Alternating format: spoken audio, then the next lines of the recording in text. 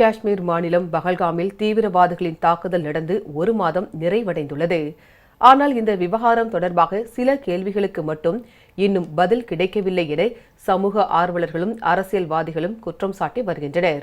முதலாவதாக, பஹல்காமை தாக்கிய பயங்கரவாதிகள் எங்கே போனார்கள்?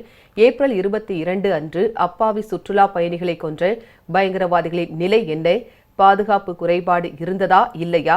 பஹல்காமில் இவ்வளவு பெரிய பயங்கரவாத தாக்குதல் எப்படி நடந்தது? பயங்கரவாதிகள் பைசரன் பள்ளத்தாக்கை எவ்வாறு குறிவைத்தார்கள்? போன்ற அடுக்கடுக்கான கேள்விகளுக்கு இதுவரை பதில் இல்லை. இதேபோல் போர் நிறுத்தத்தில் டிரம்பின் பங்கு என்ன என்று கேள்வி எழுப்பப்பட்டுள்ளது.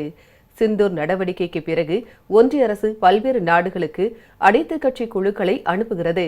ஆனால் மிகவும் தேவைப்படும் நாடுகளுக்கு பிரதிநிதிகளை அனுப்பாதது ஏன் என்று புரியவில்லை என தெரிவிக்கின்றனர். பயங்கரவாத அச்சுறுத்தல் இல்லாத நாடுகளுக்கு பிரதிநிதிகள் குழுக்கள் அனுப்பப்படுகின்றன. இதற்கான அவசியம் என்ன என்று சமூக ஆர்வலர்கள் மட்டுமல்ல, எதிர்க்கட்சி தலைவர்களும் இந்த கேள்விகளை எழுப்பியுள்ளனர்.